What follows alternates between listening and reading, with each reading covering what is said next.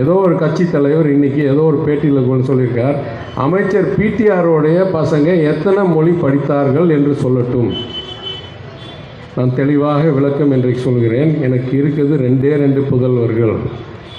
என் அப்பா பேருக்கு 2 பேருக்கும் அவங்க 2 பேர் பிரித்து வச்சுருக்கேன். ஒருத்தர் பேர் பழனி, ஒருத்தர் பேர் வேல். என் 2 பசங்களும் எல்கேஜிலேருந்து ஸ்கூல் முடிக்கிற வரைக்கும் இரட்டை மொழி கொள்கையில் தான் படித்தார்கள். யாருக்கெல்லாம் விளக்கம் தேவையோ எடுத்துக்கட்டும். ஆச்சி பாதாம் ட்ரிங்க். ஆச்சி பாதாம் ட்ரிங்க் ஒன்னு வாங்கினா ஒன்னு free.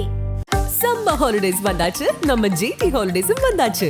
GT holidays, South India's #1 travel brand. Taste Daily.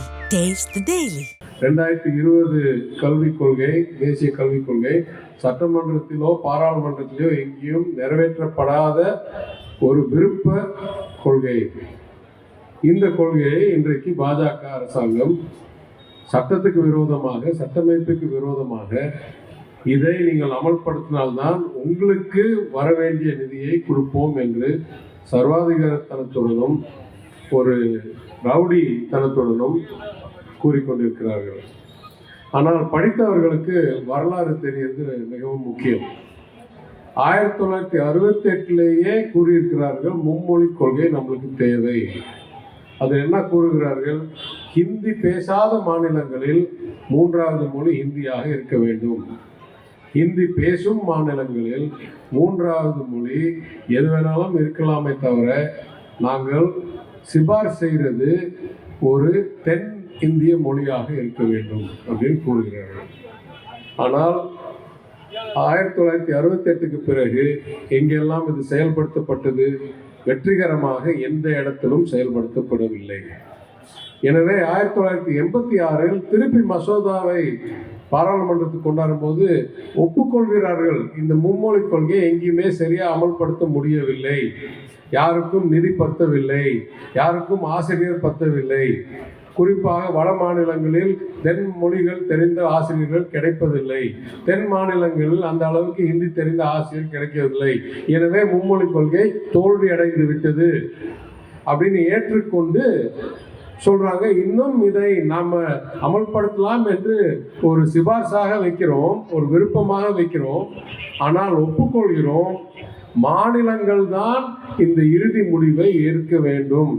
ஏன்னா அவங்க தான் இதுக்கு நிதி ஒதுக்கணும், அவங்க தான் இதுக்கு ஆசிரியர்களை கண்டுபிடிக்கணும், அவங்க தான் அவங்களுக்கு எல்லா பயிற்சியும் கொடுத்து தேர்வை நடத்தி அவங்க ஆக்சுவலாக கற்றுக் கொடுக்குற அளவுக்கு கொண்டாந்து நிறுத்தி வைக்கணும்.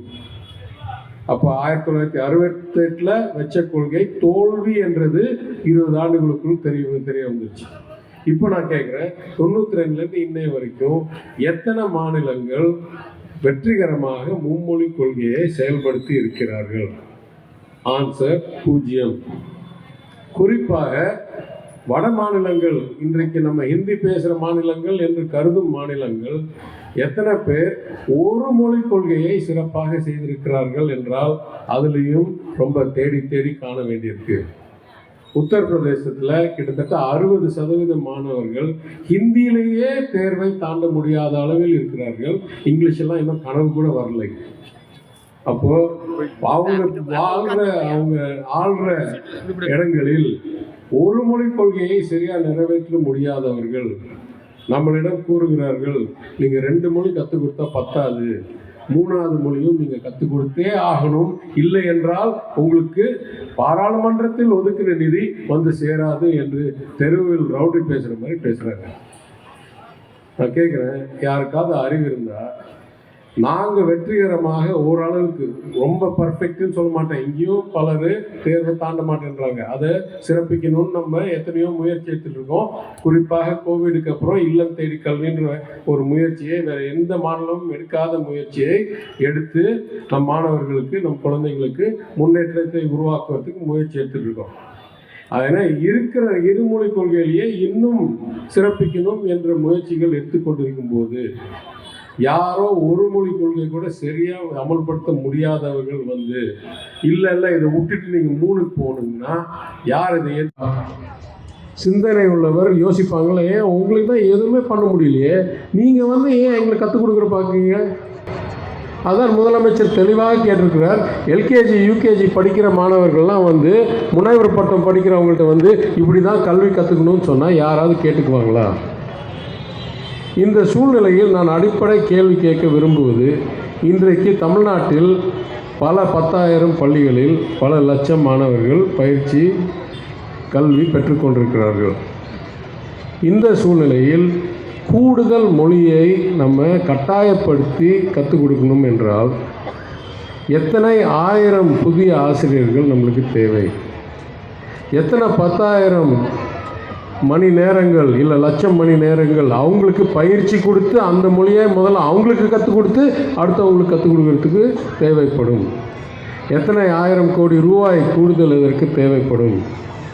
எத்தனை கூடுதல் கட்டடங்கள் இல்லை பள்ளி அறைகள் தேவைப்படும்? இதெல்லாம் யார் செலவு பண்ணுவா? கொள்கைன்னு நீங்கள் எழுதி கொடுக்குறீங்க, செயல்படுத்த வேண்டியது நாங்கள். இது 1986லையும் 92க்கும் ஒன்றிய அரசுக்கு இருந்த அறிவு இன்றைக்கி ஏன் காணாமல் போச்சு? அமல்படுத்துகிறவங்களுக்கு தானே தெரியும் எவ்வளோ கஷ்டம்னு. இன்றைக்கு இதெல்லாம் சாத்தியமே இல்லை. 3 மொழிக் கொள்கையெல்லாம் போய் ஸ்கூலில் பண்ணணுன்னா இடமே இல்லை. இந்த பாதிப்பு மிகவும் அதிகமாக இருக்கும். அதற்கு மேல் ஒன்று சொல்கிறேன். ஒரு பள்ளி திட்டத்தை உருவாக்கும் போது, கல்வி திட்டத்தை உருவாக்கும் போது சமூக நீதிக்கு ஏற்ப எல்லா குழந்தைகளுக்கும், அதாவது ஏழை எளிய குடும்பத்துலேருந்து வந்தாலும் சரி, கொஞ்சம் முன்னேறிய குடும்பத்துலேருந்து வந்தாலும் சரி, நகர்ப்புறத்துலேருந்து வந்தாலும் சரி, கிராமப்புறத்துலேருந்து வந்தாலும் சரி, மலைப்பகுதியிலேருந்து வந்தாலும் சரி, எல்லா குழந்தைகளுக்கும் ஒரே கல்வி திட்டம் கற்றுக் கொடுத்தால்தான் அது அரசோடைய கடமையை முழுமையாக நிறைவேற்றும் வகையில் சமூக நீதிக்கு ஏற்ப செயல்படுற சரியான முறை. அதற்கு மேல் யாருக்கெல்லாம் வேணுமோ, யாரெல்லாம் தனி டியூஷன் எடுக்கிறாங்களோ, யாரெல்லாம் என்ன பண்ணுறாங்களோ பண்ணிக்கிட்டோம். நம்மளுடைய கடமை அனைவருக்கும் ஒரே கல்வியை கொடுக்க வேண்டியது. அதை நாம் சிறப்பாக செய்திருக்கிறோம். எத்தனையோ பேர் கூறியிருக்கிறாங்க, வேறு எந்த மாநிலத்தை விட தமிழ்நாடு தான் சிறப்பான விளைவுகள் கிடைத்திருக்கு எந்த அளவுகோல் எடுத்தாலும். இதை மாற்றுவதற்கு சாத்தியமே இல்லை. இந்த வாதமெல்லாம் அவங்களால எதிர்க்க முடியாதனால் புரளி ஒன்றொன்னா கிளப்புறாங்க. முதல் புரளி, அமைச்சர் பசங்க எங்கே படிக்கிறாங்க, அமைச்சர் பேரங்க எங்கே படிக்கிறாங்க? எங்க 34 பேரோட பசங்க எங்கே படிக்கிறாங்கன்றது முக்கியமில்லை. 8 கோடி மக்களுக்கு என்ன கல்வி திட்டம் என்றதுதான் முக்கியம். எந்த வாதத்திலையும் தனிநபருக்காக திசை திருப்பும் போது இது மிகவும் தோல்வி அடையக்கூடிய வாதத்தை தான் திசை திருப்புறாங்கன்னு நம்ம எண்ணணும். ஆனாலும் நான் ஒரு உண்மையை இங்கே சொல்ல விரும்புகிறேன். அடுத்து நான் கூறுகிறேன், அவங்க சொல்கிறாங்க 52 லட்சம் பேர் அரசு பள்ளியில் படிக்கிறாங்க, அவங்கள மாத்திரம் 2 மொழி தான். 56 லட்சம் பேர் 58 லட்சம் பேர் தனியார் பள்ளியில் படிக்கிறாங்க, அவங்களுக்கெல்லாம் ஏன் 3? அப்படியே கிடையாது. போர்டை, அதாவது கல்வி திட்டத்தை பொறுத்து இருக்குது. 52 லட்சம் பேர் வேணால் தமிழ்நாடு பள்ளிகளில் படிக்கலாமே தவிர நிறையா தனியார் பள்ளிகளும் சட்டம், அதாவது தமிழ்நாடு கல்வி திட்டத்தின் ஸ்டேட் போர்டில் படிக்கிறார்கள். அவங்களுக்கு எல்லாமும் 2 மொழி தான், அதுதான் எல்லாத்துக்கும் சமம். அதுக்கு மேல் சொல்கிறேன், சிபிஎஸ்சியில் வேணால் 3 மொழி கொள்கையை வச்சுருக்காங்க, அதை அமல்படுத்துறதுல தமிழ் வாத்தியாரை வைக்கல, அது வேறு. ஆனால் என் பசங்க படித்த மாதிரி இன்டர்நேஷ்னல் போர்டிலெல்லாம் 2 மொழி கொள்கை தான். அதுலேயும் அது ஐபி போர்டாக இருக்கட்டும், ஏபி போர்டாக இருக்கட்டும், இல்லை ஐஜிசிஎஸ்சி என்ற கேம்பிரிட்ஜ் போர்டாக இருக்கட்டும், இதில் எல்லாத்திலும் 2 மொழி தான். அதனால் இந்த புரளியெல்லாம் ஏதோ பணக்காரங்க மட்டும் 3 மொழியை நாங்கள் திணிக்கிறோம், ஆனால் ஏழைக்கு வாய்ப்பு கொடுக்கலன்றதுலாம் ரொம்ப தவறு. நம்ம எல்லாத்துக்கும் 2 மொழி தான் தேவை என்றதை நம்ம முன்வைக்கிறோம். யார் வேணாலும் எங்கே வேணாலும் அதற்கு மேல் படிக்கிறதுக்கு எந்த தடையும் இல்லை. நான் பல இடங்களில் கூறியிருக்கிறேன், ஹிந்தியை ப்ரொமோஷன் செய்யும், ஹிந்தியை முன்னெடுக்கும் தக்ஷின் பாரத் ஹிந்தி பிரச்சார் சபா என்ற அமைப்பு சென்னையில் தலைமை அலுவலகத்தை வைத்து, அதற்கு மேல் திருச்சியில் ஒரு அலுவலகத்தை வைத்து, எங்கெங்கெல்லாம் எப்பெல்லாம் முடியுமோ ஒன்றிய அரசாங்கத்துடைய நிதியை வைத்து ஹிந்தியை பரப்பிக் கொண்டிருக்கிறது. அதை நாங்கள் என்றைக்கும் தடை செய்யவில்லை, என்றைக்கும் ஏன்னு கேட்கவில்லை. யாரெல்லாம் விரும்புனீங்களோ போய் கற்றுக்குங்க, கட்டாயப்படுத்த மாட்டோம். எங்களுக்கு இருக்கிற கல்வியை கெடுக்கிற அளவுக்கு 3வது மொழியை அறிமுகம் செய்ய மாட்டவே மாட்டோம். நீங்கள் எவ்வளோ பணம் கொடுத்தாலும் சரி, கொடுக்கலன்னாலும் சரி, நீங்கள் சட்டத்துக்கு விரோதமாக செயல்பட்டால் நாங்கள் பணிந்து போகிறவர்கள் இல்லை. என்றைக்கும் 2 மொழி தான் எங்களுக்கு, இரட்டை மொழிக் கொள்கை தான் இருக்கு. இந்த தலைப்பில் எத்தனையோ வாதங்களில், எத்தனையோ விவாதங்களில் நான் பங்கேற்ற பிறகு இதை தெளிவாக நான் கூற விரும்புகிறேன். என்னைக்காவது ஒரு நாள் எங்கேயாவது ஒரு இடத்தில் 3 மொழிக் கொள்கையை சிறப்பாக செயல்படுத்தி அமல்படுத்தி அதனால் குழந்தைகள் அனைவரும், சிலர் இல்லை அனைத்து, சராசரி பாசிங் மார்க்கோ கிரேடோ இல்லை வேலை வாய்ப்போ சிறப்பாக முன்னேறி இருக்கு என்று எடுத்து காமிக்கிற அளவுக்கு வந்தார்கள் என்றால் அன்றைக்கு இந்த விவாதத்தை திருப்பி நாங்கள் தயாராக இருக்கோமே தவிர, அது வரைக்கும் திருப்பி பழைய கருத்தை சொல்லி எத்தனை வாதத்தை தாண்டியும் திருப்பி புரளையை எழுப்பி இந்த விவாதத்தை நீடிக்க விரும்பினார்கள் என்றால் எங்களுக்கு எந்த வகையிலும் இதுக்கு விருப்பமும் இல்லை, நேரமும் இல்லை. நாங்கள் நல்லா பண்ணிகிட்ருக்கோம், உங்களுக்கு எட்டாது, எங்களை கை விட்டுருங்க, நாங்கள் பாட்டுக்கு நாங்கள் பண்ணுறது பண்ணிகிட்டே இருக்கோம். அவ்வளோதான் இந்த தலைப்போடு முடிச்சிருவோம்.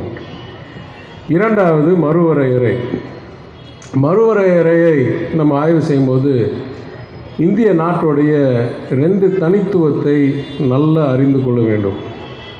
ஒன்று, நாடு சுதந்திர நாடாக முதல் 1947 சுதந்திரம் பெற்று 1950 சட்டமைப்பை அனைவரும் ஏற்றுக்கொண்டு ஒரு ரிப்பப்ளிக், குடியரசாக மாறின போது முதல் ஒரு கவலை, ஒரு அச்சம் என்னவென்றால், இதுவரைக்கும் இங்கே இந்த ஒரு நாடு என்றது இருந்த வரலாறே கிடையாது. வெவ்வேறு மன்னர்கள், வெவ்வேறு சிறு குறு மன்னர்கள், வெவ்வேறு பெரிய தலைவர்கள், அசோக சக்கரவர்த்தி, இங்கே பாண்டிய நாடு, அங்கங்கே இருந்த ஒரு இடத்தை ஒரே ஜனநாயக நாட்டாக, எத்தனையோ மொழிகள், எத்தனையோ கலாச்சாரங்கள் உள்ள இடத்தில் ஒரே நாட்டாக அமைப்பும் போது ஒன்றிய அரசுக்கு நிறைய சக்தியும் நிறைய எல்லா சட்ட உருவாக்குற ஒரு தன்மையும் எல்லா வகையிலும் அதிகாரத்தையும் கொடுத்தால்தான் இந்த நாட்டை கட்டுப்படுத்தி நீடிக்க முடியும் என்ற அச்சத்தில் உலகத்தில் வேறு எந்த நாட்டிலும் இல்லாத அளவிற்கு ஒன்றிய அரசிடம் மட்டும்தான் பல சக்திகள் இந்த நாட்டில் இருக்கிறது. நான் அமெரிக்காவில் பல ஆண்டுகள் வாழ்ந்தவன். நான் சைனாவில் பணி செய்திருக்கிறேன் வங்கியாளராக. சைனாலும் சரி அமெரிக்காலும் சரி, போலீஸ் கண்ட்ரோல்லேருந்து ஒரு துறை, அதாவது தொழில் ஆரம்பிக்கிற லைசன்ஸ்லேருந்து எல்லாமே மாநகர அளவுலையோ மாநில அளவுலையோ தான் கொடுப்பாங்க. வங்கி லைசன்ஸை கூட மாநில அளவில் மட்டும்தான் கொடுப்பாங்க. வருமான வரியை மாநில அளவில், மாவட்ட அளவில், மாநகர அளவில் வருமான வரி ஈட்டுறதுக்கு உரிமை உண்டு. ஆனால் இந்தியாவில் எல்லா உரிமையும் டெல்லியில் இருக்குது. இத்தகைய நாட்டில் நாடாளுமன்ற உறுப்பினர் எண்ணிக்கை மிகவும் முக்கியம். ஏன்னா எல்லா அதிகாரமும் எல்லா சக்தியும் அங்கே இருக்குது என்றால், அங்கே நம்மளுடைய எண்ணிக்கையோ நம்மளுடைய சதவிகிதமோ நம்மளுடைய ரேஷியோவோ குறைந்தால் நம்மளுடைய பங்கு, நம்மளுடைய பங்கேற்பு மிகவும் பாதிக்கப்படும் என்ற உண்மை. இது இந்தியாவுடைய முதல் தனிப்பட்ட அம்சம் தெரிய வேண்டியது. இரண்டாவது, வேறு எல்லா நாடுகளிலும் அதிக வளர்ச்சி இருக்கும் இடங்களில் அதிக மக்கள் தொகை இருக்கும். இப்போ நியூயார்க்லேயோ கலிஃபோர்னியா மாநிலத்திலேயோ அதிக மக்கள் தொகை, அதிக வளர்ச்சி, அதிக பொருளாதாரம். சின்ன மாநிலங்கள் இடம் இல்லை, மக்கள் தொகை சின்ன மாநிலங்கள், நார்த் டக்கோட்டாவோ இல்லை சவுத் டக்கோட்டாவோ போட்டால் 5 லட்சம் பேர் 8 லட்சம் பேர் இருப்பாங்க. பொருளாதாரம் கம்மியாக இருக்கும், இடம் பெருசு, ஆனால் மக்கள் தொகை கம்மி. ஏன்னா அங்கே பொருளாதார நடவடிக்கை இல்லை.